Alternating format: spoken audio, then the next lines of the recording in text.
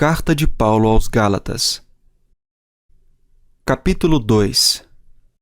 14 anos depois, fui outra vez a Jerusalém com Barnabé, levando também Tito.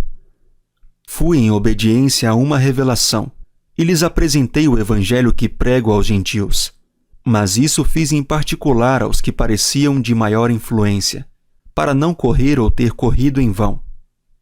Mas nem mesmo Tito, que estava comigo, sendo grego, foi obrigado a submeter-se à circuncisão. E isto surgiu por causa dos falsos irmãos que se haviam infiltrado para espreitar a liberdade que temos em Cristo Jesus e nos reduzir à escravidão. A esses não nos submetemos por um instante sequer, para que a verdade do Evangelho permanecesse entre vocês.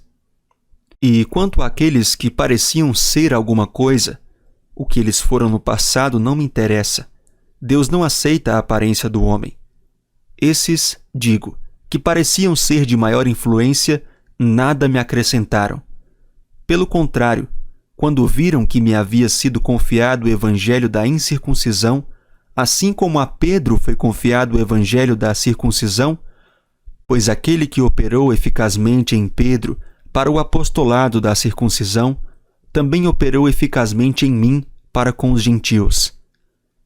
E, quando reconheceram a graça que me foi dada, Tiago, Cefas e João, que eram reputados colunas, estenderam a mim e a Barnabé a mão direita da comunhão, a fim de que nós fôssemos para os gentios e eles fossem para a circuncisão. Somente recomendaram que nos lembrássemos dos pobres, o que também me esforcei por fazer. Quando, porém, Cefas veio a Antioquia, resisti-lhe face a face, porque havia se tornado repreensível. De fato, antes de chegarem alguns da parte de Tiago, ele comia com os gentios.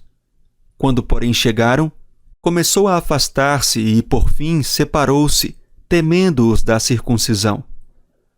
E também os demais judeus se fizeram hipócritas juntamente com ele, a ponto de o próprio Barnabé ter se deixado levar pela hipocrisia deles.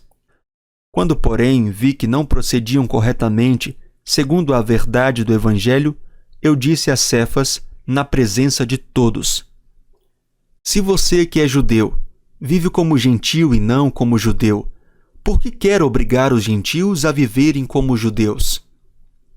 Nós, judeus por natureza, e não pecadores dentre os gentios, sabendo, contudo, que o homem não é justificado por obras da lei, e sim mediante a fé em Jesus Cristo, também temos crido em Cristo Jesus para que fôssemos justificados pela fé em Cristo e não por obras da lei, pois por obras da lei ninguém será justificado.